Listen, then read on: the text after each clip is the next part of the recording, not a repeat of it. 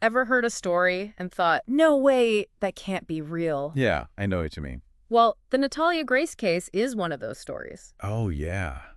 That's a wild one. Ready to take a deep dive into it? Absolutely. Let's do it. It's a case that was all over the headlines, sparked tons of debate about family, identity, you name it. Yeah, adoption systems, too. The whole thing is just fascinating. Honestly, the sheer volume of sources you gave me on this Oh, one. there's a lot to unpack, right? Court documents, articles, documentaries, every angle you can think of. And they don't always agree, which is what makes it so interesting. That's what we're here for, though, to sort through it all. So, starting back in 2010, Michael and Christine Barnett adopted Natalia. From Ukraine, right? Right, a Ukrainian orphan. Yeah. And Natalia has dwarfism. And at the time, her paperwork said she was 6 years old. The Barnetts seemed thrilled to welcome her into their family. It seemed like a happy beginning. But things went downhill pretty quickly. Oh, yeah.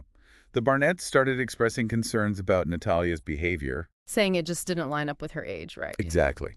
They claimed she was doing some pretty disturbing things. Like threats to the family. Yeah, and they thought some of it was self-harm, too. And that's where it gets tricky. Absolutely. Because based on these behaviors and, well, just looking at her, the Barnetts started questioning her age. It all made them wonder, is she really as young as they say? They even got medical examinations to try to figure out her real age. Which, that whole medical evidence part is a real sticking point in this case. Totally.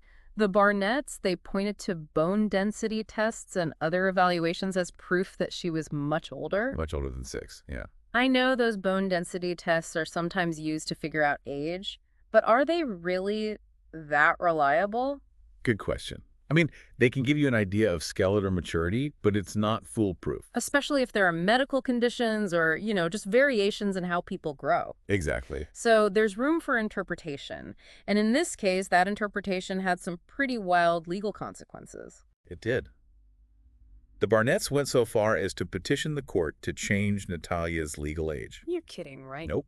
And get this, the court agreed. No way. Yeah. In Indiana, they legally changed her age from 8 to 22. Wait, hold on. They changed her age by almost 14 years. That's right. I mean, what was the legal basis for that? Like, how is that even possible? Well, that's where digging into those court documents you gave me gets really important. The court based its decision on the evidence and arguments the Barnetts presented, but you can see why this raised eyebrows. I'll say, it really makes you think about how the legal system could be manipulated, especially when it comes to something as fundamental as someone's age. Yeah, it raises some big questions about identity, too. So you have this girl, adopted from another country, who's suddenly legally an adult based on questionable evidence. It's a lot to take in. And then what the Barnetts did next is even more shocking. It's a real turning point in this story. And they moved to Canada. And they left Natalia behind. Hold on, they left her alone after illegally making her an adult. In an apartment in Indiana. How could they justify that? They said they were giving her financial support and some kind of care, but essentially, Natalia was on her own. With dwarfism and everything else going on, that's just mind-blowing. It really raises the question, what duty of care do you owe someone in that situation? Yeah, even if she was legally an adult, didn't they have a moral obligation to take care of her?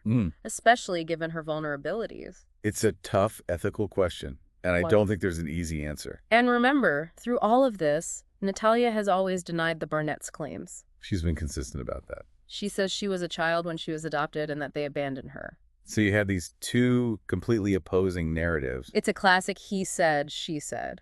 But with huge consequences. And it's not just their word against each other. Right, you've got other people who knew Natalia while she was with the Barnetts. Friends, neighbors, other families. And their accounts muddy the waters even more, don't they? Absolutely. Some people describe her as a normal kid. Others thought she seemed more mature than an 8-year-old should be.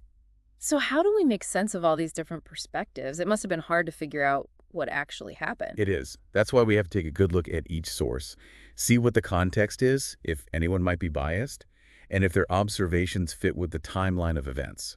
But before we get into all that, we have to talk about the elephant in the room. This case blew up in the media, right? Big time. Documentaries, news specials, articles galore. Everyone wanted to dissect the truth. Which probably didn't help with getting a clear picture of things. Exactly. The Natalia Grace case shows how easily a complex human story can turn into a media circus. It's a cautionary tale about how powerful media narratives can be and why we need to be critical consumers of information. Absolutely. And speaking of cautionary tales, this case raises some serious questions about international adoptions, right? Yeah, how could something like this happen? How could such a big discrepancy in age and identity go unnoticed? Are there safeguards in place to prevent this from happening again? Those are questions we need to explore. But first, I think we should talk about the legal ramifications for the Barnetts. Did they face any consequences for leaving Natalia behind? Well, they were charged with neglect, and that's where this story takes another unexpected turn. It's like a puzzle box. Every time you open it, there's another layer. Exactly. I'm hooked. Let's break down those neglect charges and see what happened next. Let's do it. Yeah, those neglect charges against the Barnetts were a big deal. They were. It's hard to believe parents could be accused of neglecting their child, especially after going through international adoption. Right. Like you think they'd be extra careful.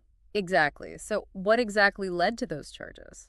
What all boiled down to their decision to leave Natalia in Indiana when they went to Canada. Oh, right. Prosecutors argued that by leaving her knowing she was legally an adult with dwarfism to fend for herself, they failed to meet their duty of care. But didn't the Barnetts defend their actions? What was their side of the story? Oh, absolutely they did. Their whole defense was based on this idea that they were the victims of a deception.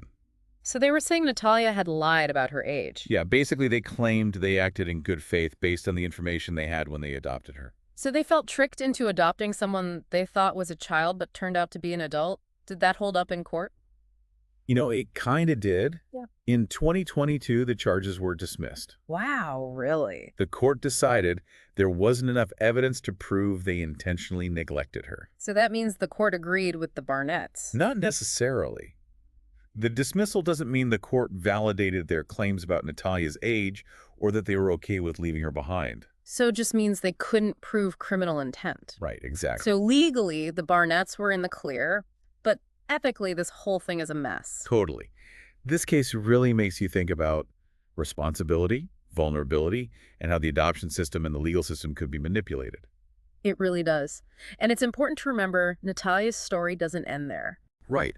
What happened to her after the Barnetts moved to Canada? Yeah, what happened to Natalia? Well, another family in Indiana took her in. Okay.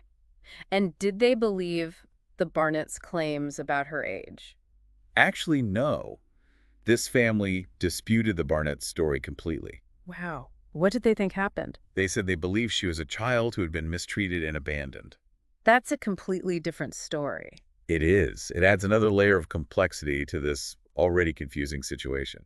Yeah, if this family thought she was a child and didn't have any of those behavioral problems the Barnetts described, that really makes you question their version of events. It definitely does. It's a good reminder that there are multiple sides to every story. And that the truth is usually somewhere in the middle. Yeah, exactly. This brings us back to the international adoption system. You mentioned earlier that this case exposed some weaknesses in the process. Oh, yeah, for sure.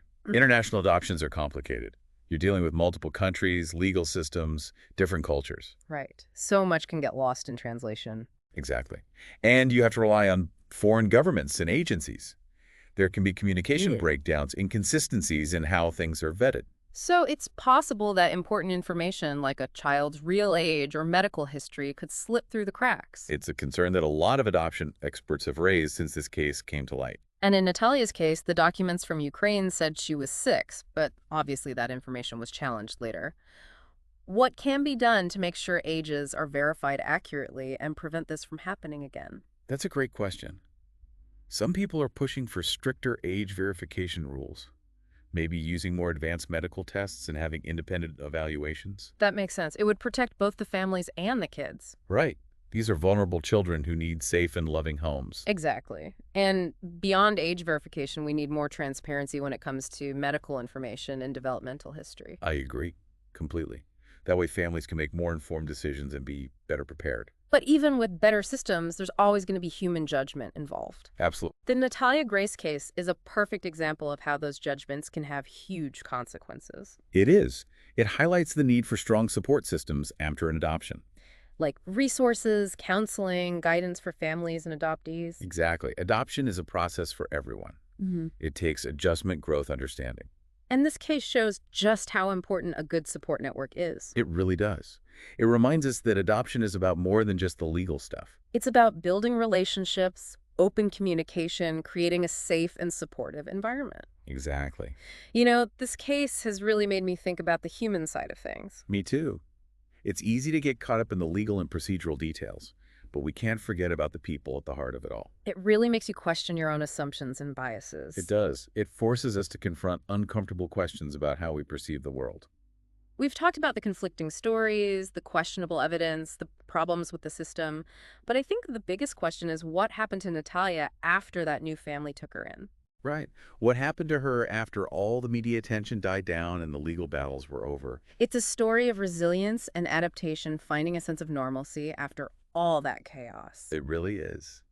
Let's see what we can find out about Natalia's life after all that. It's amazing to think about everything Natalia's been through. Yeah, from the media frenzy to living a quieter life, it's quite a journey. She's shown incredible resilience. Oh, absolutely. So what happened to Natalia after that new family took her in? What have you been able to find out? Well, it seems like she's really focused on her education and personal growth. That's great to hear. She's even spoken publicly about her experiences advocating for other adoptees. Really? That's amazing. Yeah, she's raising awareness about how complex international adoptions can be. After everything she went through, to come out of that and become an advocate for others is incredible. It is. It shows how strong and determined she is. It really highlights the importance of letting people share their own stories. Yeah, giving a voice to those who haven't always been heard or who've been misrepresented. Natalia sharing her story helps challenge those preconceived ideas. And it encourages people to have empathy for others who have faced similar challenges. It's a good reminder that behind all the headlines in court cases, there are real people whose lives have been changed forever. Absolutely. And in Natalia's case, she's using her experience to shed light on important issues and empower others. She is. It's really inspiring. It also makes you think about the lasting impact of all that media attention. Oh, yeah, for sure. And the responsibility that comes with reporting on these sensitive cases. Definitely. While media coverage can be good for bringing attention to issues, it can also be harmful. It can perpetuate stereotypes and invade people's privacy. Exactly. The Natalia Grace case is a cautionary tale about how media can sensationalize stories. And how important ethical and nuanced reporting is, especially when it involves vulnerable individuals. Thinking back on everything we've discussed, I can't help but wonder about the Barnetts' intentions. I know, me too. What were they really thinking? Were they truly deceived? Or were they manipulating the system? That's the million-dollar question, isn't it? It is. And without knowing what was going on in their minds, we may never know the answer. It's true. But this case makes you think about human behavior and how complicated it is. It does. There's the potential for good and bad in everyone. Absolutely. It reminds us that even situations that seem straightforward can be full of ambiguity. And judging people's actions isn't easy. You have to consider the context and all the information you have. So much gray area. Right. The Natalia Grace case is a lens through which we can see so many bigger societal issues. It is. The vulnerabilities in adoption systems, the power dynamics in families, the fact that truth is often subjective. It's a case that stays with you. It really makes you think about your own assumptions and biases and how you interact with the world. I agree. It's hard to forget. And even though we may never have all the answers, just going through the process of exploring and questioning is valuable. I think so too. It helps us learn and grow. So what are the key takeaways from our deep dive into the Natalia Grace case? What should our listeners remember? Well, I think the most important things to remember are to think critically, have empathy, and recognize your own limitations. Those are great principles to apply to everything, not just cases like this. Exactly. When you approach information with a critical eye, try to understand different perspectives, and acknowledge your own biases, you become a more informed and compassionate person. Very well said. This deep dive has been a journey. It has, hasn't it? Conflicting accounts, legal complexities, ethical dilemmas. It's a story that makes you ask tough questions and confront your own assumptions. And it reminds us that simple answers aren't always out there. We hope this deep dive has encouraged you to think critically and engage with empathy. And to keep exploring the complexities of the world around us. Exactly. And until next time, keep questioning, keep learning, and keep diving deep. I couldn't have said it better myself.